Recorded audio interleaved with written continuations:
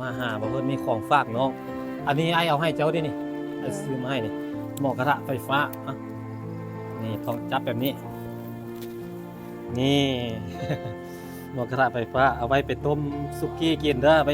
เอาไว้ไปเฮ็ดเศษส่วนกินเด้อเอากุญแจไปเปิดอันบ่อรถนะเปิดบ่อรถมีหยังแด้ นี่ดิ แม่นละอันนั้นแหละหมุนได้บ่โอเคถุงสีขาวฮะนะเอาออกมาเลยอันนี้บ่แม่นตัวนี้ตัวนี้นี่ โทรศัพท์ โทรศัพท์ดีใจบ่น้องอาแม่น ดีใจ โอ้โหน้องดีใจตัวสั้นแล้วนี่เปิดออกมาเบิ่งดูฮะอันไข่ออกมานี่เอามือจับนี่แบบนั้นแหละแต่สมใจแล้วบัดนี้ฮะ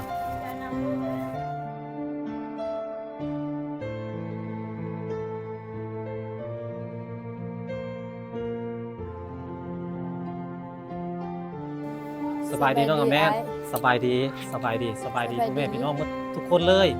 วันนี้มาเพื่อนมาหาน้องอาแม่นแล้วมาหาเพื่อนมีของฝากน้องอันนี้ไอ้เอาให้เจ้าดินี่ไอ้ซื้อมาให้นี่หม้อกระทะไฟฟ้าอ่ะนี่ต้องจับแบบนี้นี่ หม้อกระทะไฟฟ้าเอาไว้ไปต้มสุกี้กินเด้อไป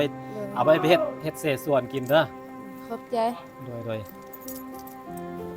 เอาวางไว้ก่อนไอ้สิเอากุญแจไปเปิดอันบ่อรถมาเปิดบ่อรถมีหยังแด้ นี่ดิ แม่นละอันนั้นแหละ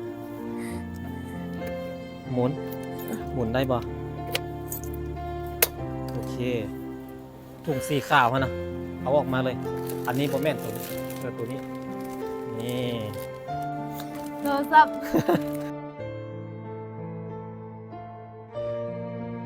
โทรศัพท์ดีใจบ่น้องอาแม่น ดีใจ โอ้โหน้องดีใจตัวสั้นแล้วนี่เปิดออกมาเบิ่งดูฮะอันไข่ออกมานี่เอามือจับนี่แบบนั้นแหละแต่สมใจแล้วบัดนี้ฮะระวังมันตกเด้อเอาใส่เคสก่อนเด้อนี่เอาเคสตัวนี้ใส่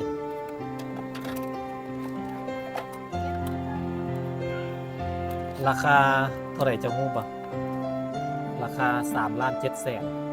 น ไอซื้อรุ่นดีเจ้ามันมีตัวรุ่น4 ล้านก็มีแต่ว่ามันบ่คักไอก็เลยตัดสินใจซื้อตัวราคาอันนี้เอาไว้นี่ไอก็เลยซื้อตัวราคาอัน3,700,000ความจำ128แล้วก็แรม8กิก ลงทะเบียนเลย ไอเฮ็ดให้เรียบร้อยพร้อมลิ้นเลยมีอินเทอร์เน็ตก็มีจะลองเปิดเบิ่งเด้เอาเคสนี้ใส่ก่อนนี่มันจังบ่เปื้อนมันจังบ่เป็นห้อยไอติดฟิล์มให้แล้ว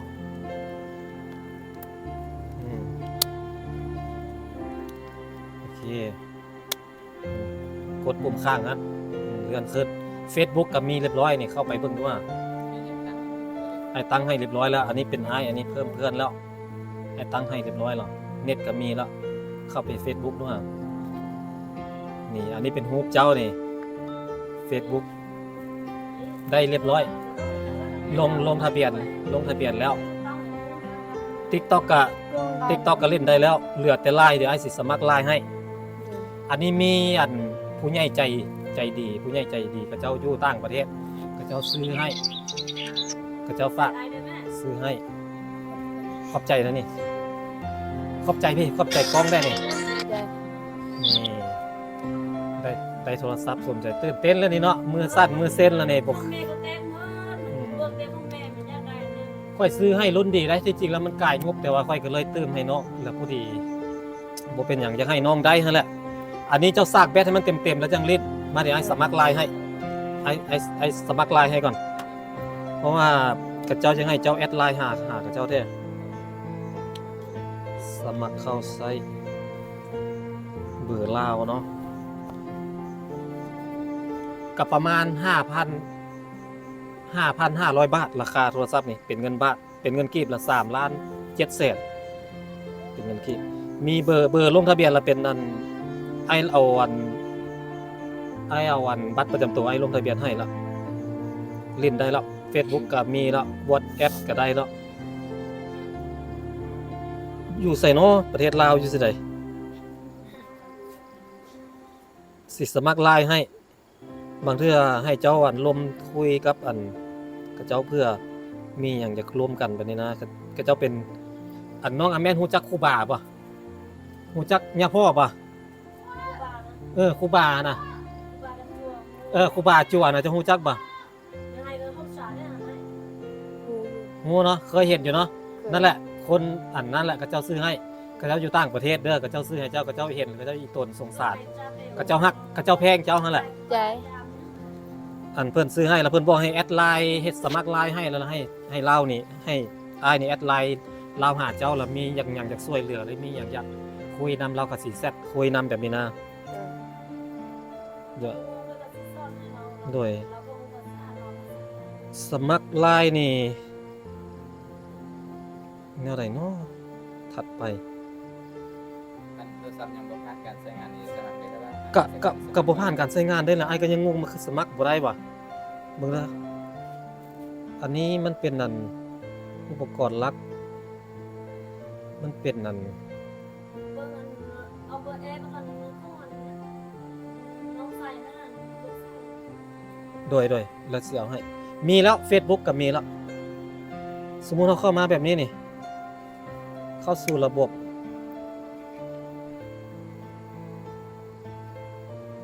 ได้บ่อนุญาตเพิ่มบัญชีเบิ่งดูได้บ่มีโอกาสเป็นไปได้อยู่บ่ดำเนินการต่อสำรองข้อมูลล่าสุดไม่พบข้ามขั้นตอนนี้ เยี่ยมมานำโทรศัพท์ ถัดไปได้บ่อันมองหันแถมโทรศัพท์เด้อ โดย อ้ายเอามาให้เลยเอาไว้เฮ็ดอยู่เฮ็ดกินอนุญาตนี่ได้แล้วลายน้องอาแมนได้แล้วในที่สุดก็ได้เดี๋ยวใส่รูปก่อนเอาแสงขึ้นก่อนมันมืดโพดเอารูปนี้แล้วกันรูปนี้กับรูปที่อ้ายถ่ายให้เจ้ามือนั่นเด้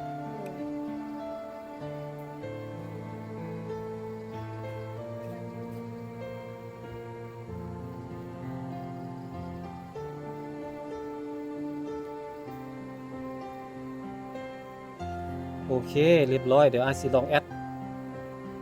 อันเพื่อนก่อนเดี๋ยวผมเปิดแล้วเนาะ เปิดเลย ดีเนาะเปิดตาได้ไหม ใช้จ่าย อันฟังกันเจ้าอันบิดคันเร่งกันแหละตัวนั้น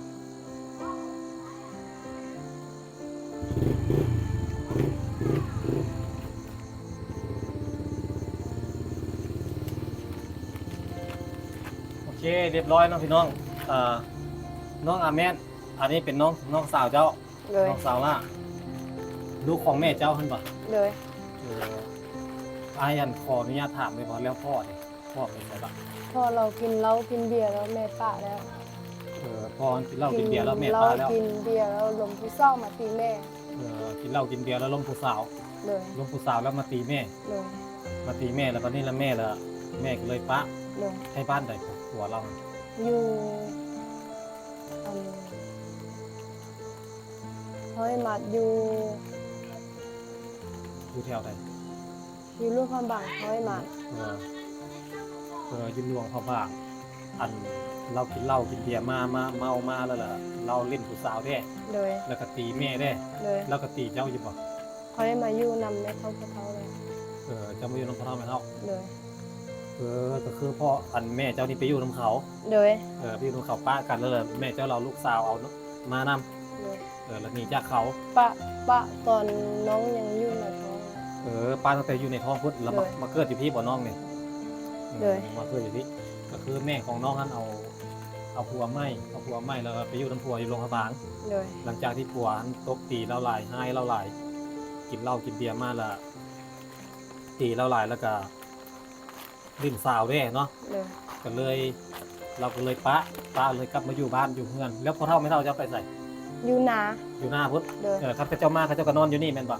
นอนอยู่เฮือนอัน เฮือนหลังใดเฮือนของเขาเจ้าพุ่น อยู่หลังเฮือนอยู่อันไอ้ก็ฮู้ลุงส่งปออยู่ติ บ่อยู่ทางพุ่นบ่ เลยอยู่ทางเพิ่น เราอยู่พุ่น เลย อันนี้แหละเฮือนแม่บ่นี่ นี่เฮือนแม่เฮือนแม่ในแม่เฮ็ดได้แล้วแม่จึงไปเอา แม่เฮ็ดเฮือนหลังนี้ซะก่อนแล้วจังแม่จังไปเอาพ่อไม้หั่น เลย แล้วได้น้องคนนี้นี่ เลย ก็คือ มันคือพ่อมัน คือพ่อวะ เลย คือพ่อเนาะก็เป็นคนม้งบ่ คนมอง เป็นคนม้งแม่นอันนี้โทรศัพท์เจ้าอันนี้ไอบ่มีหยังมาให้ไอมีแต่อันนี้แหละ เลยขอบใจไล่เด้อ เอาปลากระป๋องมาแบ่งให้น้องจัก2ป่องก่อนเด้อ เลย เอาขนม ขอบ ให้ ใจขอบใจไล่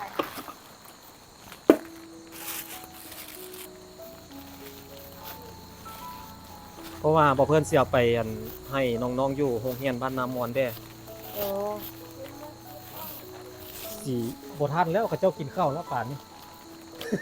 เฮาไปบ่ทันกับเจ้าละทวิตคิดว่าสิไปให้มันทันกับเจ้าแล้วล่ะกินข้าวนํกับเจ้าพุ่นซะดอกมันบ่ทันละตินี่ก็เขากินแล้วก่อนแล้วเขายังกินข้าวไวแล้วเด็กน้อยเขาบ่ท่าแล้วเนาะบนตู่เนาะเอาก็บ่ได้นัดเขาไว้เด้บ่ได้บอกเขาไว้เด้ แม่เด้อ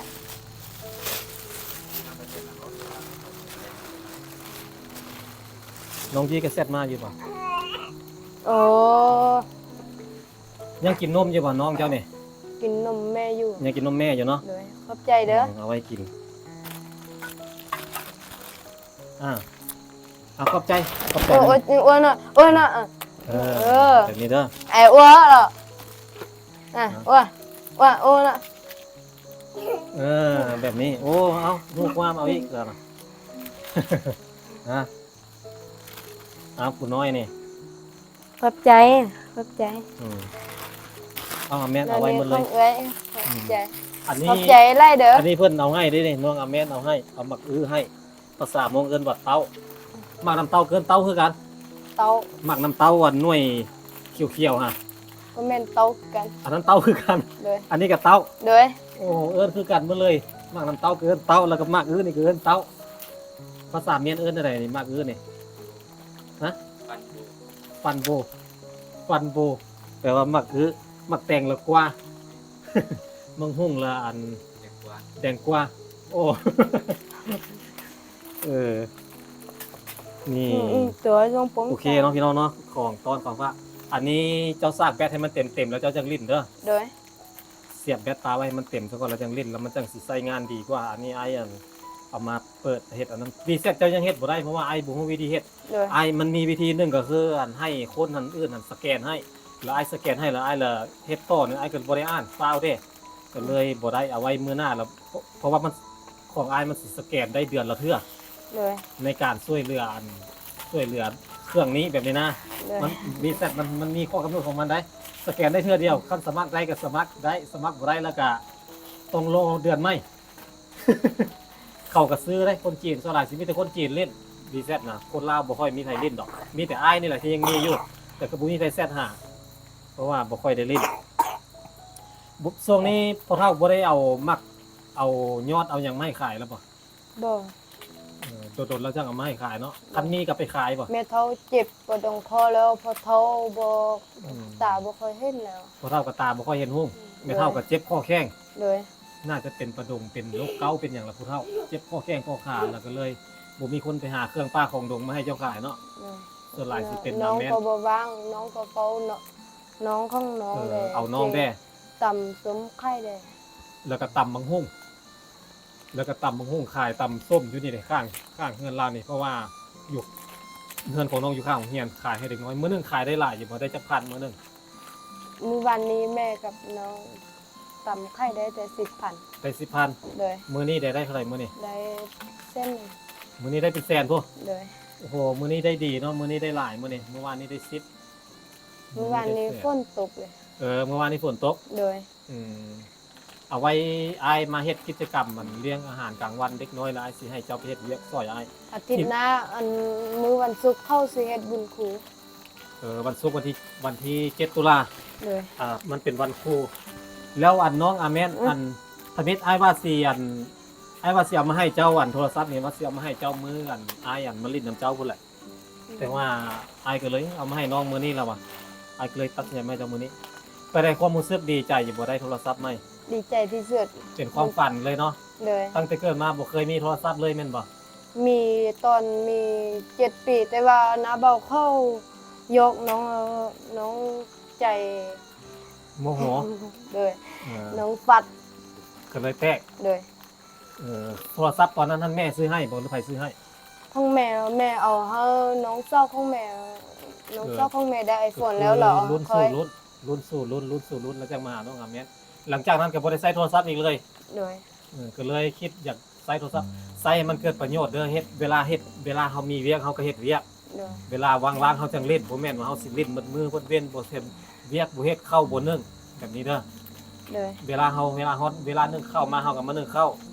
เวลาเอาน้องก็เอาน้องเวลาเฮ็ดเวียกขายเครื่องอะไรของเฮาก็ขายเฮาเล่นเวลาว่างถ้าเฮาเล่นบ่เป็นเวียกเป็นยามเดี๋ยวจักหน่อยแม่สิยึดแม่สิหายแม่สิด่าเฮาต้องเล่นเฮา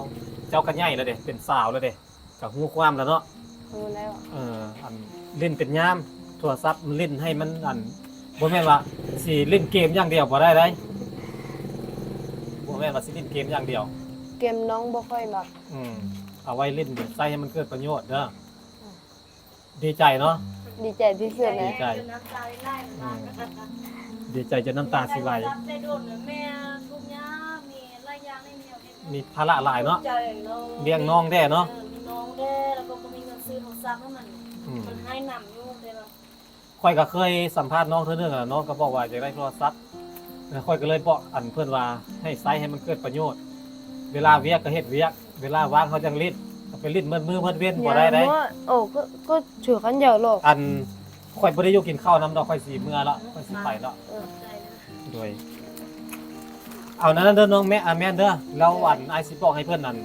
ฮักแอดเป็นเพื่อนเจ้าแล้วเจ้าเราทักมาโทรมากับลมน้ำลาวเด้อคุยกับเจ้าเด้ออันคนที่กับเจ้าซื้อโทรศัพท์ให้เจ้านี่นะเราเป็นคนใจดี เราเป็นคนใจดี เราฮักแพงแบบลูกแบบหลานนะ สิคนเราลมนำแล้วคนไทยคนเนี้ย เราเป็นคนไทยแต่ว่าไปอยู่ต่างประเทศอยู่ต่างประเทศผมบ่ได้อยู่ไทยดอก เราก็งงภาษาไทย อยู่อเมริกาแม่นแหละเราก็ฮู้ภาษาไทย งง ก็ลองเว้าลาวได้ไทยได้เว้าไทยบ่ได้ก็เว้าลาวเอา เก่งอันนี้ แล้วมาหักเขาเจ้าเข้าใจอยู่ดอกเขาเจ้าก็เข้าใจอยู่ไอ้เว้านี่เราก็เข้าใจคือกันเด้อเอาไอ้เมื่อเด้อบัดนี้เด้อ เลยขอบใจไล่เด้อ อยู่ดีมีแฮง ขอบใจ เมื่อก่อนกลับก่อนแล้วสิมาเล่นน้ำไม้เด้อ เลย ตั้งใจเด้อตั้งใจเฮ็ดเวียกเฮ็ดงานซอยแม่เด้อเป็นเด็กดีของพ่อแม่ฟังความพ่อแม่แล้ว เอา ก็ ขอบใจ โทร ไล่ ศัพ เด้อ ท์ก็ใส่คือไอ้บอกนั่นแหละเล่นเป็นเวลาเล่นเป็นยามเด้อคันเฮาเล่นบ่ฮู้เวลาเฮาเล่นผู้ที่เขาแดนมันก็เฮ็ดให้เฮาเสียคน เลย แต่ถ้าเราเล่นเป็นมันก็เป็นมันก็มีประโยชน์คือกัน เจ้าก็เฮียนเอาความ เดาสิขึ้นมาเฮ็ดข้าวผัดเลย น่าจะอ่านเบิ่งมันแดดก่อนเพราะว่าสิ เดินมาแล้วสิให้ลูกสาวแม่ค่อยสิไปช่วยนำเลย โดยก็สิให้สิเจ้าเนี่ยไปช่วยเฮ็ดกิจกรรม ช่วยนเฮ็ด เพิ่นเฮ็ดกิจกรรมเลี้ยงอาหารเด็กน้อยอาหารกลางวันเด็กน้อยเพราะว่าเฮ็ดเด็กน้อยหลาย ประมาณ100กว่าคนเด็กน้อยนี่ใส่งบประมาณน่าจะประมาณ 4-5,000บ่ล่ะพี่น้องจังเสียวอยู่แล้วเพิ่นมีเงินอยู่ 2,000 ตอนนี้ ระดับ 5,000 จังเสียวอยู่บ่ซั่นนี่เฮ็ดบ่ได้ เพราะว่าเราต้องได้ซื้อน้ำดื่มให้กับเจ้าน้ำแดน้ำดื่มตุกน้อยนะ เลย แจกเด็กน้อยน้ำแล้วก็อ้ายก็สิซื้อเพิ่มอุปกรณ์การเรียนแล้วก็ซื้อหมักบาดน้ำแดให้เด็กน้อยเด้ เอาขอบใจไล่เด้อที่มาซอยน้องตลอด ได้หมักอื้อแล้ว ได้หมักอื้อเมื่อแกงแล้วพี่น้องเอ้ยมา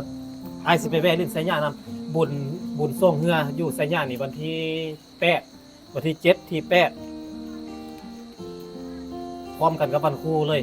บุญส่งเมื่อไอายเมื่อนี่ไอายสิไปแวะซับบักโป่งก่อนจังสิเมื่อ เลย แต่ว่าเขา ใจไล่เด้อ โดยบ่เป็นหยังเอาตั้งใจ ที่ เด้ มา อ ซอยน้องตลอด เป็นเด็กดีเด้อ เลย พ่อแม่เด้อเอาสบายดีทั้งคู่เนี่ยขอบใจ สบายดีขอบใจ บ๊าย ข บาย อบใจไล่เด้อบาย บ๊ายบายน้องดีใจขนาดเลยเนาะเป็นเป็นของที่อันดีที่สุดในชีวิตเลยก็ว่าได้เนาะ เลย เล่นได้หมด Facebook ไอ้ายก็ติดตามของไอ้ายไว้แล้วเป็นเพื่อนกันแล้วมีหยังก็โทรเล่นคุยกัน เลย มาไอ้ายขอนี่คือ